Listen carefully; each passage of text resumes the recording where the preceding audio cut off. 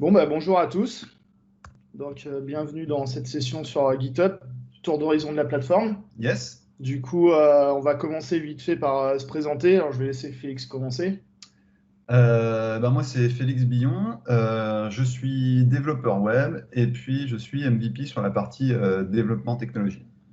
Et moi, c'est Sylvain Pontoro, donc je suis développeur, je suis MVP développeur technologie aussi. Ouais. Et moi, je suis plus dans le back, donc TypeScript, Node principalement, et tout ce qui est cloud aussi, pas mal de cloud. Donc voilà, du coup, on va commencer. Alors, je vais laisser Félix démarrer et on va commencer rapidement avec une petite historique.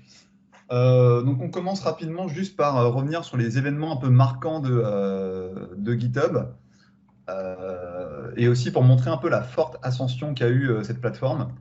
Donc, en octobre 2007, il y a le début du développement de GitHub. Et en avril 2008, il y a le lancement officiel. Donc, lors du lancement officiel, déjà, la grosse annonce qui avait fait mouche, c'est qu'ils avaient annoncé que la plateforme allait être gratuite pour tous les projets open source. Et ça a très vite pris. En juillet 2010, ils ont 1 million de repositories. Septembre 2011, plus d'1 million d'utilisateurs. Et là, à partir de là, la courbe va être vraiment exponentielle, puisqu'en avril 2016, ils ont 14 millions d'utilisateurs et 35 millions de repositories. Donc vraiment, la plateforme de l'open source. Les autres plateformes ont commencé un peu à être délaissées et très vite, l'open source s'est centré sur GitHub. Les gros projets open source, on les retrouve sur GitHub. Et en juin 2018, Microsoft rachète la plateforme.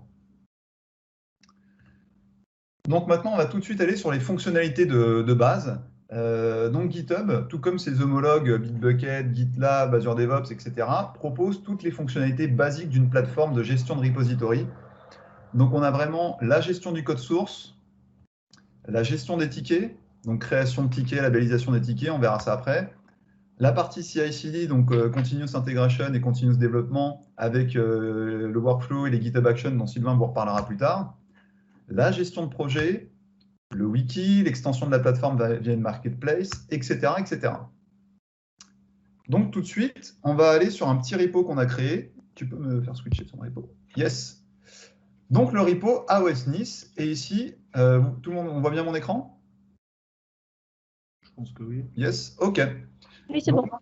On est sur la partie, donc sur le repo AOS Nice. Ici, on a les différents onglets ici qui vous permettent de passer donc d'un menu à l'autre. Et on est ici sur la partie code, donc tout ce qui est gestion du code. On peut ici gérer les branches, les tags, etc. Donc vraiment du classique de chez classique. Dans la partie issue. Donc dans la partie issue, c'est là où vous allez créer les tickets et gérer les différents tickets.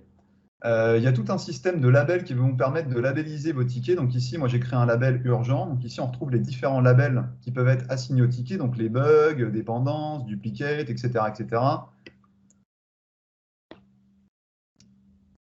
Et puis, si on va sur une issue, donc on a l'historique de l'issue, qui l'a créée, et puis à qui elle est assignée. Alors, on va voir ensuite les projets, mais on peut l'assigner à un projet. Les milestones, on va voir après, on peut l'assigner à un milestone, etc., etc.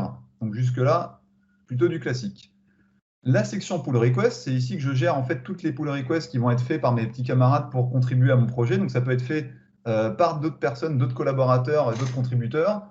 Et puis également ici, on voit que c'est un bot ici qui m'a fait les pull requests. On reviendra sur ce fameux bot. La partie CI/CD, donc avec les actions. Donc Sylvain vous le présentera cette partie après. La partie projet. Donc la partie projet va vous permettre de faire de la gestion de projet. Donc il y a pas mal de choses qui vont arriver là-dessus. Pour l'instant, c'est assez basique, hein. Donc c'est vraiment du Trello-like. Ici, on a différentes colonnes. Je peux en ajouter et je mets le nom que je veux. Donc ici, j'ai To Do, In Progress et Done. Donc j'ai vraiment pris un template de base. On a différents templates. Donc on a du Kanban automatisé, etc. Et puis ensuite, j'ai mes différentes issues ici que je passe, donc mes tickets que je passe de In Progress, enfin que je passe de colonne en colonne. Ici, on a la partie Manage qui permet de manager l'automatisation. Voilà, c'est tout pour les boards. Dans la partie issue, il y a une petite partie dont j'ai oublié de vous parler, c'est la partie milestone. Donc, on a les labels et les milestones. Les milestones, en gros, il faut considérer ça comme des versions. Donc, en gros, par exemple, ici, j'ai mon talk version 1. Je crée des tickets, je les affecte à cette milestone et je dis quand tous ces tickets sont finis, et ben, ma version 1, elle est finie, je peux release le projet.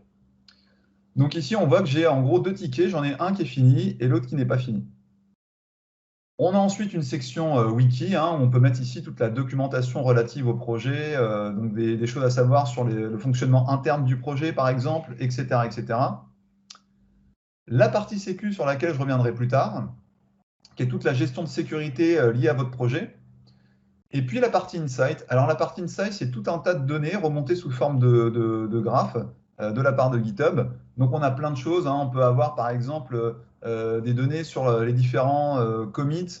On peut avoir des données sur les dernières dépendances, des données sur alors on va aller par exemple sur les dépendances. Donc là ici, c'est l'ensemble des dépendances de notre projet. Ça peut être super intéressant. On a la partie network par exemple qui va vous faire un petit graphe avec les différentes branches, les pull requests, les forks du projet, etc., etc. Je vais me resituer sur les slides. Donc, on va revenir sur les slides. Voilà pour les fonctionnalités basiques. En termes d'hébergement, ici, tout ce que je vous ai montré, c'est un repository qu'on a créé directement sur github.com et donc c'est hébergé par GitHub, donc sur Azure. Mais vous pouvez utiliser GitHub Enterprise Server pour manager votre repository et avoir GitHub sur votre data center local ou sur votre cloud privé. Donc, vous pouvez le mettre ensuite sur Azure, AWS, Google Cloud, etc. La partie client, donc pour interagir avec votre repository, vous pouvez utiliser GitHub for Desktop. Donc, pour tout ce qui est de la gestion du code source, c'est du Git. Donc, la gestion du code source, vous pouvez utiliser un IDE classique et puis manager votre code source.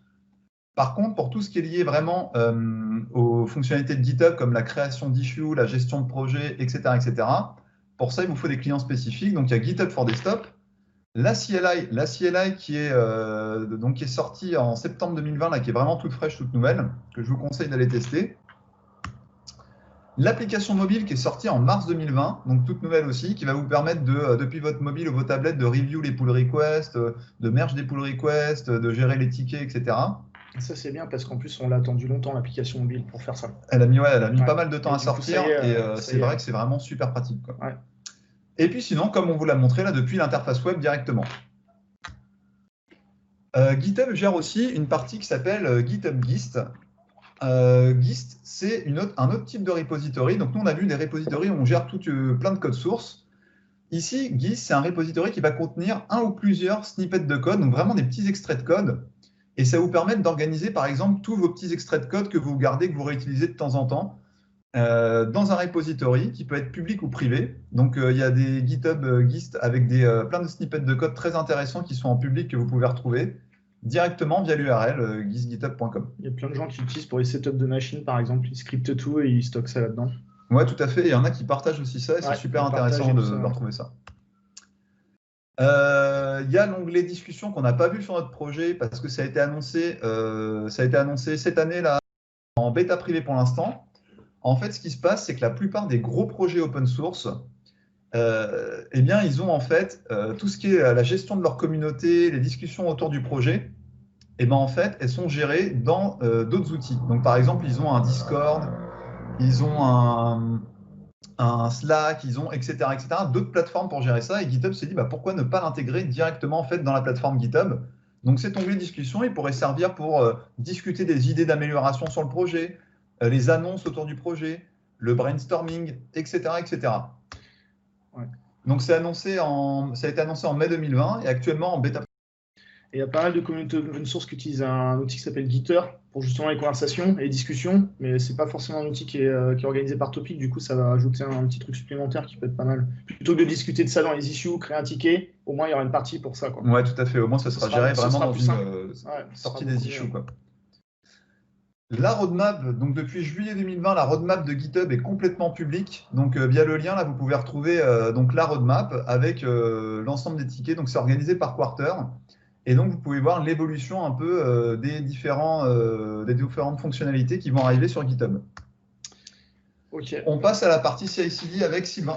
Ouais, alors là, on va parler de CI/CD Workflow Action. Donc ça, c'est sorti il y a quelques mois. Il y a eu beaucoup de communication autour de ce truc-là. C'est vrai que historiquement, GitHub, c'était plutôt pour gérer son code source. Et du coup, ils ont décidé d'intégrer cette partie. Donc en fait, à la base, il y a Workflow. Donc Workflow, en gros, c'est toute l'automatisation pour son repository. On peut faire des jobs dedans et du coup automatiser des tâches. Et en fait, c'est utile pour mettre en place continuous integration, continuous deployment. Et pour faire ça, donc on utilise pipeline as code. Donc en fait, c'est du YAML. Donc il y a un fichier YAML qui permet de tout configurer. Alors comment ça s'organise? C'est assez simple. Donc le premier élément, c'est on va définir un job. Donc le job, ça va explicitement décrire un ensemble d'étapes pour l'automatisation. Et on va aussi préciser dans quel... Donc par exemple, là vous avez du YAML, il y a marqué runs on Ubuntu. Donc là, on va utiliser une image Ubuntu pour faire toute notre industrialisation et tout ça. Et donc dans chaque step, on peut scripter ou on peut utiliser ce qu'on appelle les actions. On va y revenir après. Et en fait, tout ça, ça peut se déclencher via un event. Et par exemple, typiquement, un event, ça va être je push du code sur master. Sur la main, maintenant, ils appellent ça main. Et il n'y a pas longtemps, ils ont annoncé qu'ils avaient intégré aussi l'action manuelle. Donc, on peut manuellement déclencher. Ouais, voilà. Donc là, bon, après, il va y avoir des ajouts au fil de l'eau, évidemment. Donc du coup, ça a débloqué pas mal de nouveaux scénarios dans la plateforme. Et c'est un premier step intéressant. Et du coup, dans la foulée, donc ça, Workflow, on peut vraiment tout faire juste avec Workflow si on veut, en faisant des scripts, etc. Mais surtout, ce qui était intéressant, c'est la partie action. Donc, en fait, action, c'est des tâches en fait, qui sont réutilisables, qu'on peut utiliser dans des steps pour faire des opérations.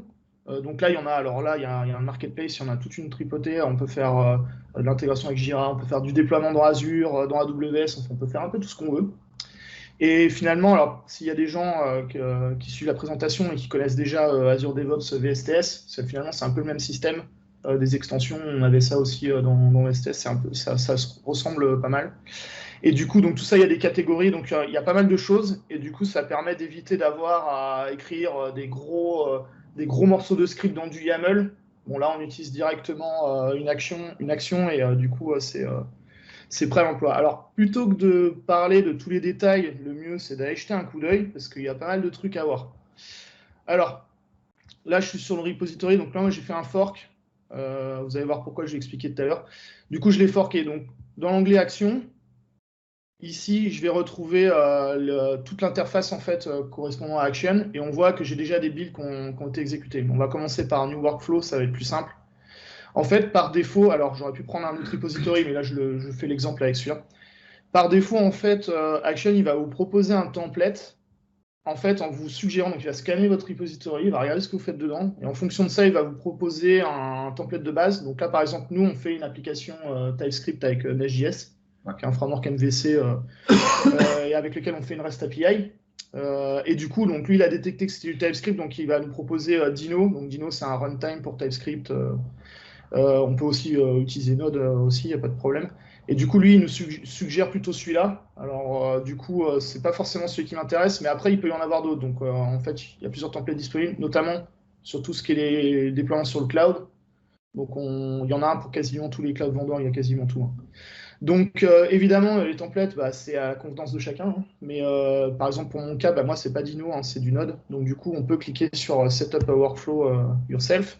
Et là, on va rentrer dans cette interface-là. Donc par défaut, en fait, GitHub va nous ajouter un répertoire .github workflows avec un fichier YAML dedans qui va contenir toute la partie CI, CD. Par défaut, il s'appelle main, on peut changer son nom, on peut en avoir plusieurs aussi. Et du coup, on va se retrouver dans cette interface-là. Donc là, ici, comme j'ai décrit dans la slide, on va avoir par exemple le on, c'est l'event. Donc là, on voit qu'en fait, j'ai un event de push sur la branche master. Donc dès qu'il va y avoir du code qui va rentrer sur master, ça va déclencher ce workflow. Et il y a un deuxième event aussi quand il va y avoir du code qui va être envoyé sous la forme d'une PR. Du coup, le build va aussi s'exécuter, le job va aussi s'exécuter. Et c'est une PR sur la branche master. Donc on peut préciser. Alors c'est un tableau, hein, évidemment, on peut en mettre plusieurs si on veut. Et ensuite, du coup, on a les jobs. Donc là, j'en ai qu'un seul. Par défaut, il me propose qu'un seul. Un job qui s'appelle build. Dans le run zone, on précise l'image sur laquelle on veut tourner. Donc là, c'est Ubuntu, on fait ça sous du Linux. Et après, on a les différents steps. Et là, on voit, donc là, c'est bien montré dans l'exemple. Les steps, on peut utiliser une action. Donc, par exemple, ici, il y a une action par défaut qui est proposée pour faire un checkout sur repository. Ou on peut scripter. Et là, on va utiliser du coup run et on va écrire du script dedans. Donc là, il nous propose un echo hello world juste pour l'exemple. Et du coup, on peut faire du multiligne avec le pipe, évidemment. Donc tout ça, c'est pas mal. Et maintenant, ce qui est intéressant, c'est surtout le marketplace. Donc, pour info, pour Workflow, il y a une documentation qui est disponible ici. On a tous les détails. Donc voilà, là, on parlait de runner manuellement, etc., etc. Ouais. Donc là, on va retrouver tout le détail de ce qu'on peut faire, les différentes images qu'on peut utiliser. Évidemment, là, c'est du Ubuntu par défaut, mais on peut faire du Windows ou du macOS. Si, par exemple, on a une application iOS, par exemple. Tout à fait, ouais. Et du coup, il explique aussi comment utiliser les actions. Donc, les actions, c'est toujours le nom de l'action, avec la version derrière. Parce qu'il peut y avoir plusieurs versions d'une action. Donc voilà, donc là, il y a toute une doc. Et ce qui va nous intéresser, c'est ici, c'est un marketplace. Et en fait, dans le marketplace, on va avoir un catalogue vraiment assez énorme. Et on peut faire pas mal de choses. Donc là, par exemple, je prends Azure, on va juste regarder vite fait. Et du coup, on voit qu'on peut faire des deploys dans tous les sens. Alors moi, je voudrais bien faire du conteneur. Alors, je vais taper conteneur, et voilà. Donc là, je par exemple du Kubernetes, conteneur image scan pour regarder s'il y a des vulnérabilités dans mes images. J'ai une task pour me loguer sur ACR, pour pusher des images, etc., etc., etc., etc. Donc on trouve, il y a de l'Azure, il y a un peu de tout.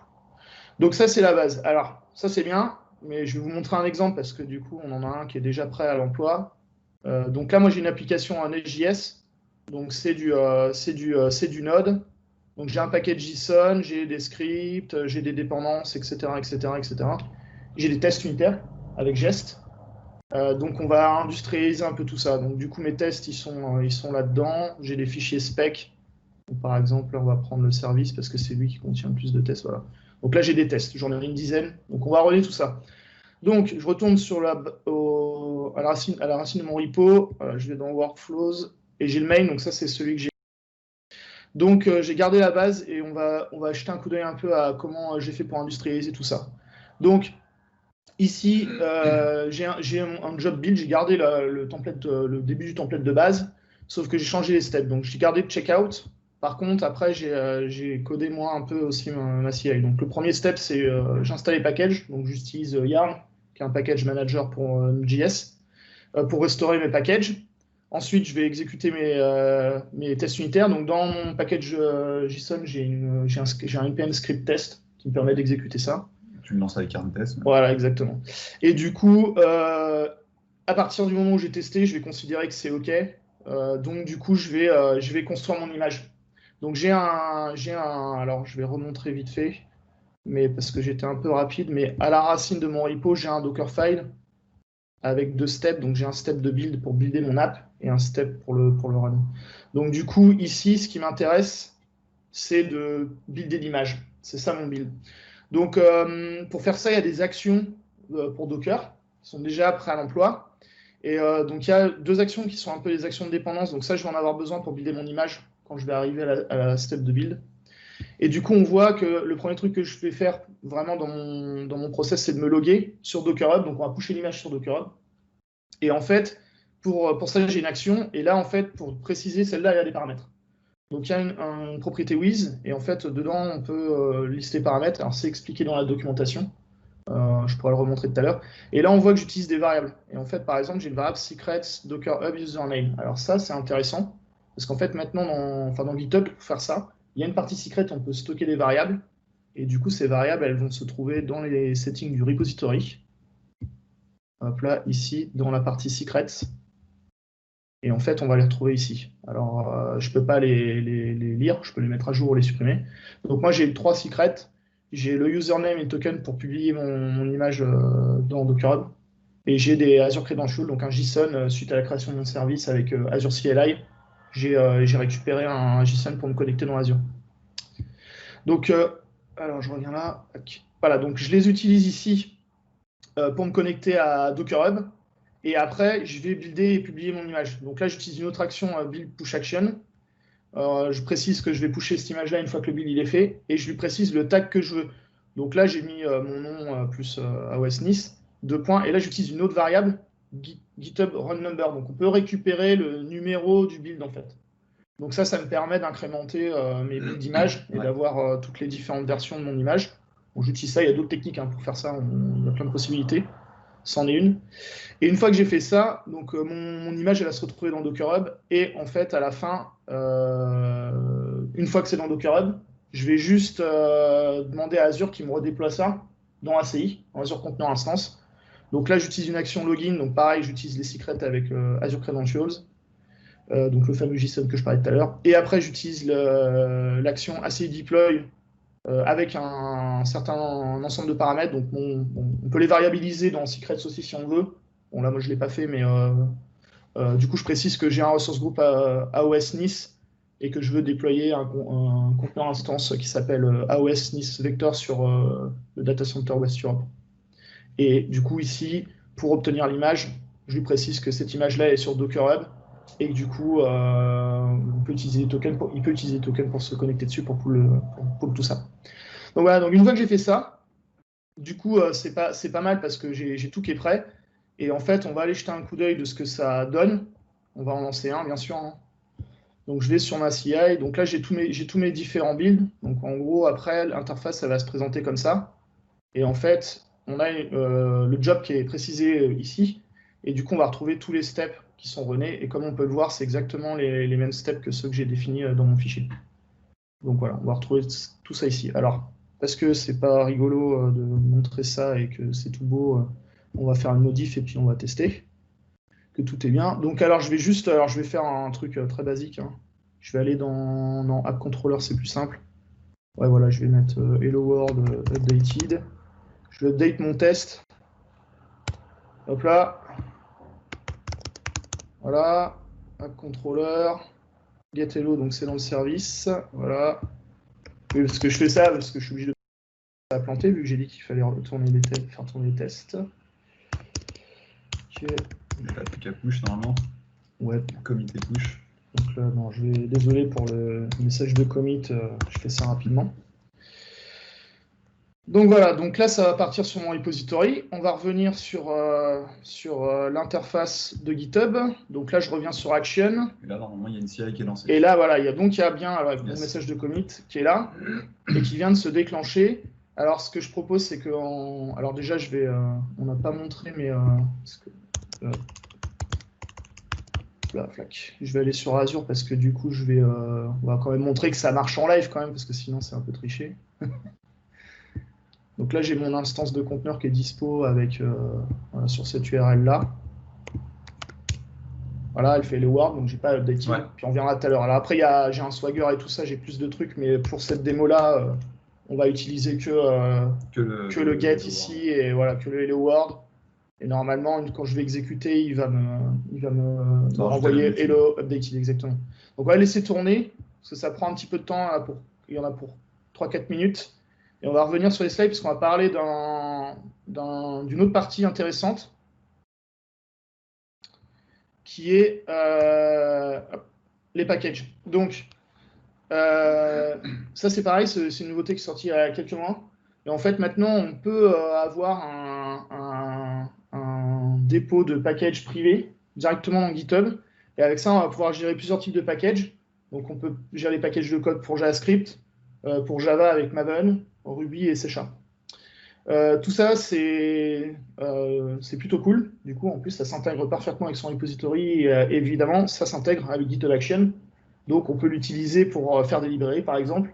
Si on ne veut pas utiliser NPM, par exemple, pour JavaScript, parce qu'on ne veut pas que ce soit public, ben, on utilise ça. Et du coup, on peut avoir ses propres packages en interne. Et la dernière nouveauté qui a été annoncée, c'est Container Registry. Donc maintenant, dans la partie package, on peut gérer des images Docker. Donc c'est gratuit pour les images publiques. Donc ça, c'est en bêta depuis septembre. Et alors, j'aurais pu l'utiliser. Mais bon, voilà. Dans l'exemple que j'ai montré, on aurait pu utiliser ça. Là, je voulais montrer 3 plateformes. Que ce soit en bêta et que du coup, c'est pas encore intégré partout comme il faut, etc. Donc, il faut laisser un peu le temps de mûrir. Donc là, moi, j'ai utilisé Docker Hub parce que ça faisait 3 plateformes, mais j'aurais pu l'utiliser. Alors, le temps que je parle, est-ce que c'est en cours? Ouais. Donc là, il est en train de builder mon image.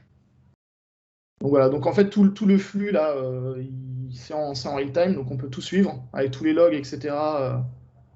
Dispo. Donc là, on voit que c'est en bonne voie. Les packages, ils ont été installés.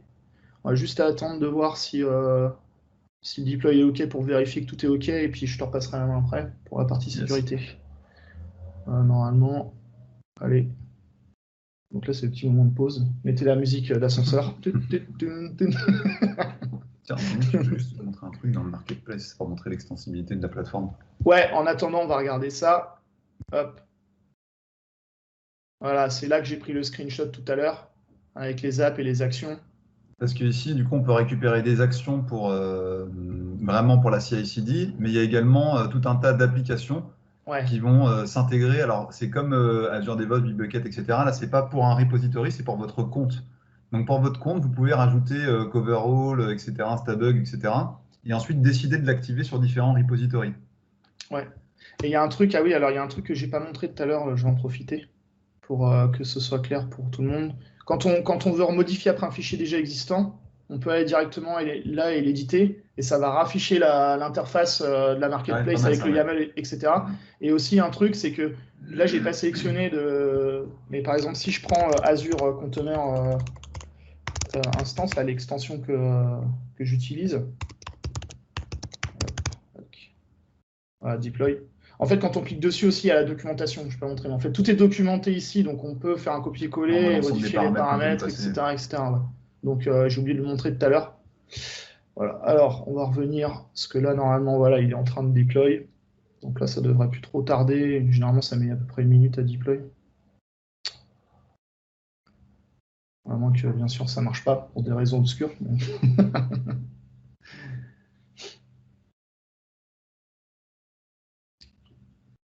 Allez, allez.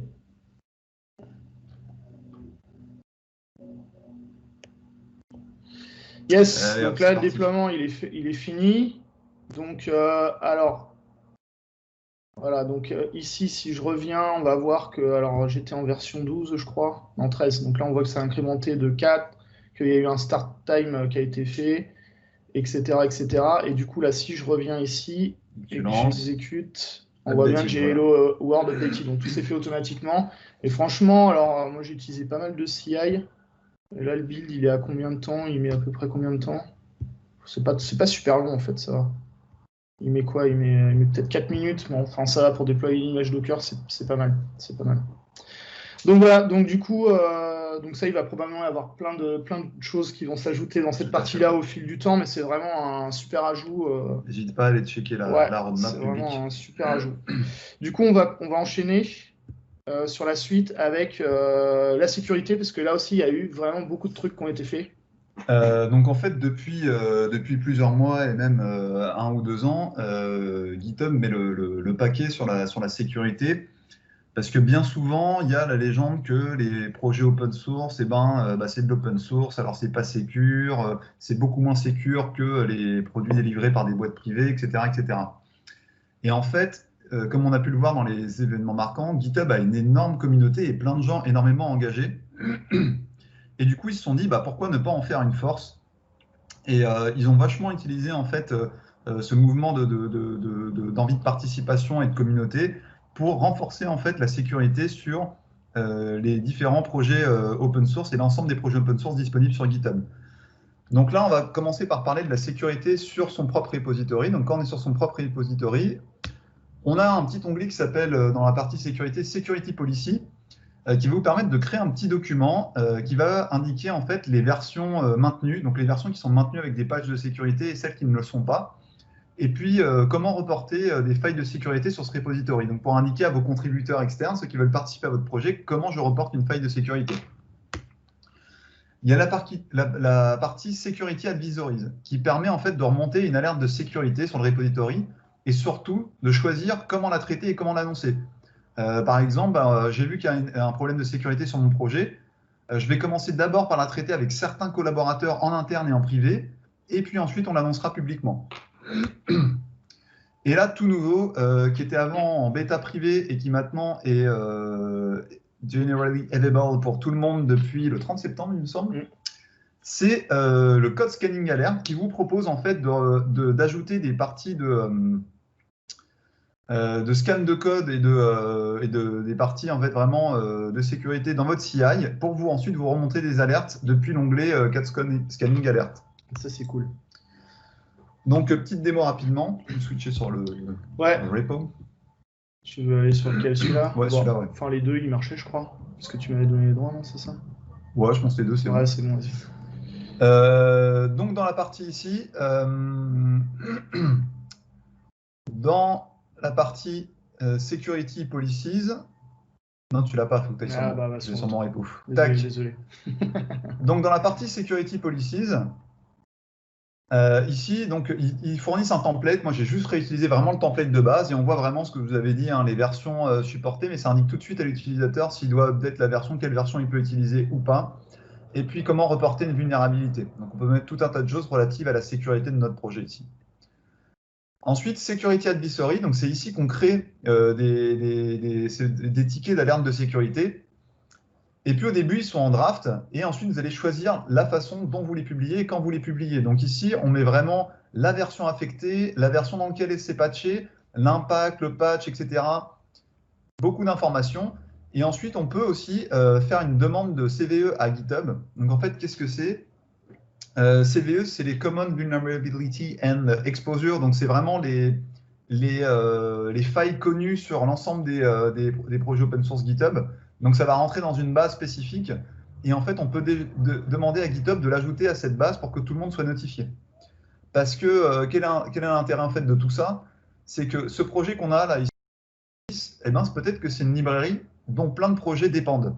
Donc les projets qui dépendent de cette librairie, bah, à un moment il faut qu'ils soient avertis de cette alerte de sécurité pour que rapidement ils patchent leur version et il n'ait plus le problème.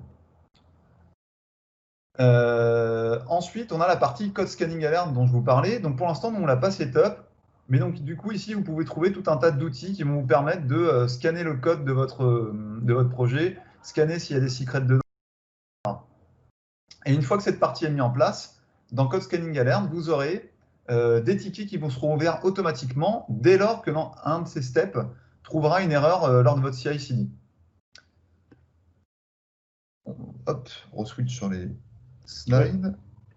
Tac. Ça, c'est que le début. Hein. Parce que du coup, Alors, donc GitHub, comme je vous parlais, a utilisé la force de la communauté, notamment pour créer GitHub Security Lab. Donc, en fait, c'est une communauté axée sur la sécurité qui est drivée par GitHub. Donc là-dessus, vous pouvez retrouver toute la démarche de comment justement reporter des failles de sécu, trouver des failles de sécu, maintenir, etc., etc.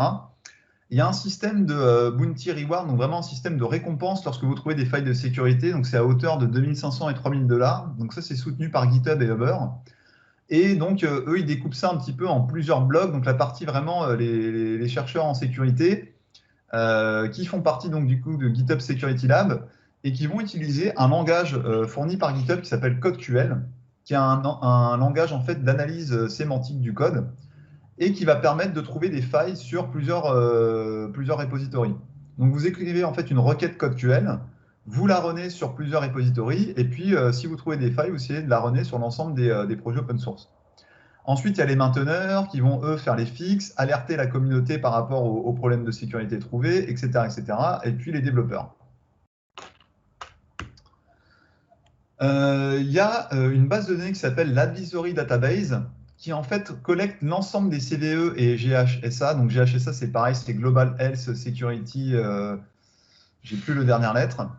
Et en gros, c'est toutes les failles de sécurité, toutes les vulnérabilités qui sont connues et reportées sur GitHub.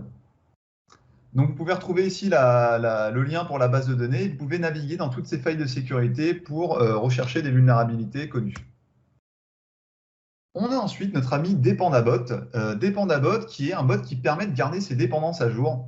Donc c'est un bot qui va scanner en fait votre repo et ses dépendances et qui va vous faire des pull requests pour vous dire eh oh, là c'est pas à jour. Et ben moi j'ai fait une pull request pour mettre ces dépendances à jour.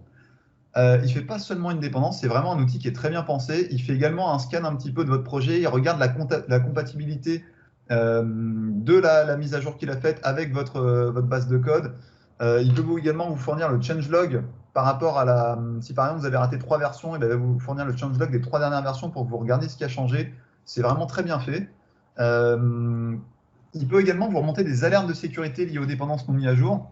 Donc par exemple, ce qu'on voyait tout à l'heure, moi le petit ticket que j'ai ouvert en advisory, bah, si je le publie, et ben Dependabot, il va voir qu'il y a une alerte de sécurité, que telle version a un problème et que telle version est patchée, et il va vous remonter ça dans vos alertes de sécu. Donc ça, ce produit, il a récemment été racheté par GitHub, et il va bientôt être intégré directement à GitHub. Donc nous, on a vu que là, on l'avait sur le c'est parce qu'il a été ajouté via la marketplace. Donc pour l'instant, vous pouvez déjà l'avoir en preview via la marketplace directement. C'est bien. Mais c'est pas encore totalement, c'est pas encore directement intégré. L'intégration, ça c'est bien ça. Ouais, tout à fait. Ça va être vraiment bien. Tu aurais pu montrer une PR de Dépendabot parce qu'il y en a dans Ouais. le repo, je crois, pour que tout le monde voit. Vas-y, switch-moi sur mon Mac, c'est pas ma tasse de thé. Ouais, pas de problème. Et vu que tu en avais, tu vois, on va profiter. Donc là, par exemple, moi j'ai ajouté Dépendabot et puis je lui ai dit de se lancer sur le repo AOS Nice et il m'a fait donc des PR. Donc ici, il nous a remonté aucune alarme de sécurité. Si on regarde dans la partie sécurité, alors là sur cette partie-là on l'a pas, mais on l'a ici. Dépendabot alerte, on a 0 alerte. Ouais. Parce que il n'a pas trouvé d'alerte spécifique par rapport à la sécu. Par contre, il a trouvé que des dépendances n'étaient pas mises à jour. Et donc, du coup, il nous a fait plein de PR. Et ce qui est intéressant quand on va sur une PR, comme je vous le disais, c'est qu'il nous met une note de compatibilité. Ouais, c'est super ça. Il nous met le changelog, il nous met la release note, les commits. Enfin, on a vraiment accès à toutes les infos. Il nous dit pas juste, tiens, mets à jour et tout va bien se passer. Il y a vraiment, il nous fournit toutes les infos pour que nous, de façon sécure, on puisse mettre à jour cette dépendance. Du coup, ça c'est vachement bien parce qu'avant, c'était ah bah ça y est, il y a une nouvelle version de genre TypeScript. Quelqu'un s'en occupe et là on est obligé de regarder tout, alors que là du coup il y a un outil qui le fait automatiquement pour nous, c'est vraiment super. Ça c'est top. Très bonne idée de rachat. Et puis la partie scan de code, donc c'est l'intégration, c'est ce que je vous avais montré là, le dernier petit onglet qui est donc l'intégration d'outils DevSecOps dans son pipeline. Donc il y a de plus en plus d'outils de sécu qui sont intégrés. Donc on peut choisir les choses, mais par exemple, c'est chaque push déclenche automatiquement des analyses de sécurité sur le code pushé. Donc par exemple, ça va être un step avec une requête GraphQL qui va être lancée pour voir si on respecte les normes de sécurité sur le langage ciblé. Donc il va y avoir une ou plusieurs requêtes GraphQL qui vont se lancer. On peut avoir des outils d'analyse qui vont checker s'il n'y a pas des secrets en dur dans le code. Donc là, par exemple, on a vu que Sylvain lui utilisait des secrets via la pipeline. Ouais. Et ce n'est pas des choses qu'on récupère directement depuis le code. Et ça, available depuis le 30 septembre. Donc avant, c'était en bêta privée pareil, et là, c'est sorti. Donc c'est vraiment tout frais. Je vous conseille d'aller tester. On passe à la partie CodeSpace avec Sylvain. Du coup, on va terminer là-dessus. Je ne sais pas combien il reste de temps, mais normalement, il y a assez de temps pour en parler. Du coup, il y a une... alors ça a été annoncé il n'y a pas si longtemps que ça. C'était en mai. Donc, en fait, GitHub allait embarquer CodeSpaces, qui est un environnement de développement dans le cloud, donc directement dans GitHub.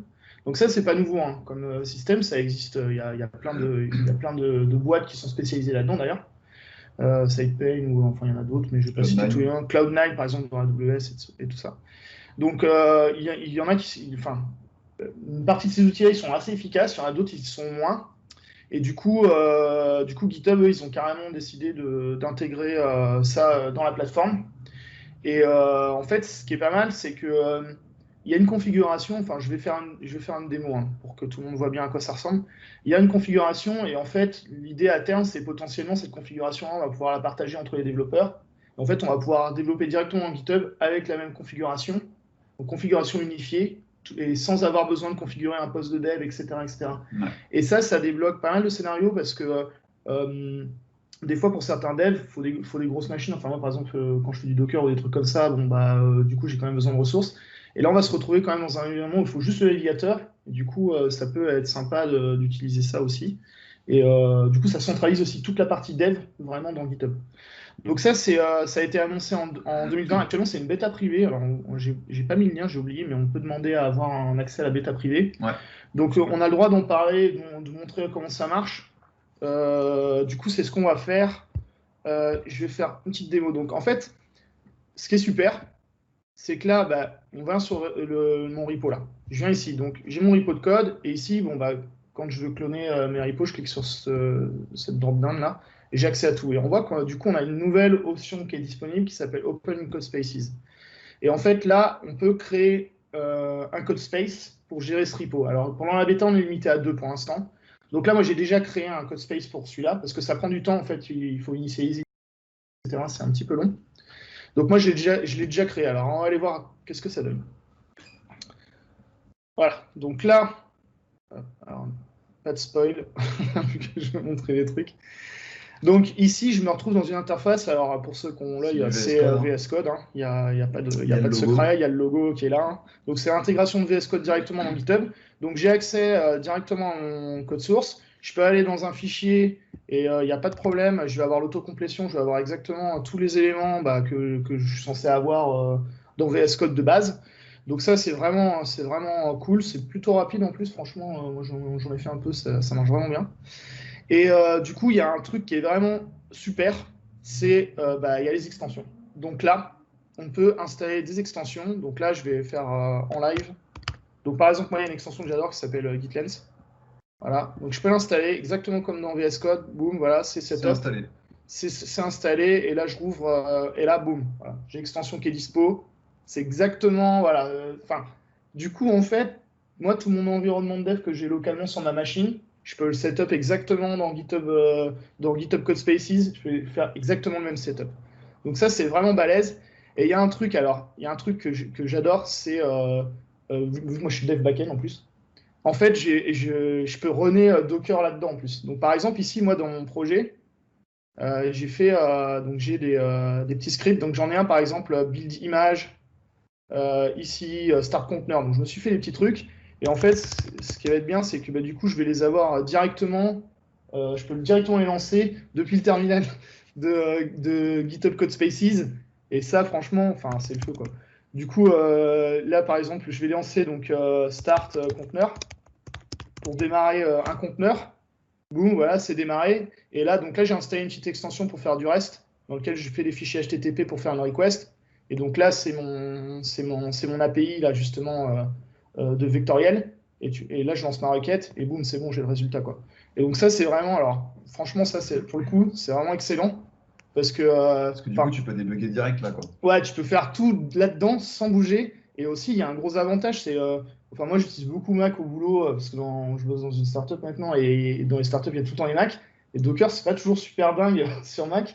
Et en fait, là, je vais plus du tout avoir ce genre de problème parce que c'est directement hébergé dans le cloud et du coup, je suis tranquille, quoi. Donc, pour ceux qui ont des petites machines, ne peuvent pas faire tourner Docker ou qui ont des problèmes avec, je sais pas, ils ont un vieux Mac, donc du coup, le file system, il est pas super ouf pour faire du Docker, bah, ils peuvent utiliser ça et franchement, enfin, c'est nickel, quoi. Donc ça, vraiment super.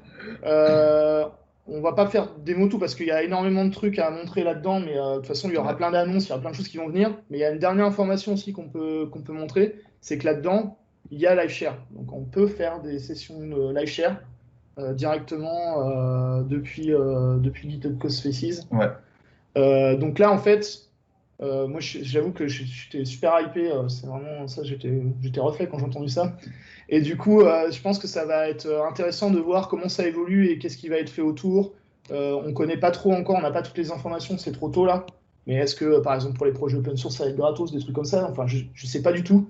Et franchement, ce sera tellement génial d'avoir ce genre de possibilités. Imaginez des scénarios, tes contributeurs sont un repository open source, il y a déjà la config Codespace, tu démarres le repo avec le setting du mainteneur, et boum, tu as tout de suite, tu n'as même plus besoin de lire le contributing et de setup tout. Il y a tout qui est setup dedans. Enfin, ouais, il y a vraiment des scénarios de dingue qui vont. J'ai trop hâte que ce soit général. Ça, c'est vraiment. Je trouve ça vraiment génial. Donc, du coup, on voulait en parler vite fait. Alors, c'est un peu encore tôt, mais franchement, c'est vraiment une annonce qui a fait vraiment. Enfin, il y a beaucoup de gens qui sont intéressés à cette annonce-là et qui ont dit que c'était vraiment une super nouvelle. Donc, voilà. Alors, bon, là, il doit nous rester quelques minutes. Du coup. Voilà, Flac. On va passer un peu à la conclusion. Là, je vais te laisser la parole.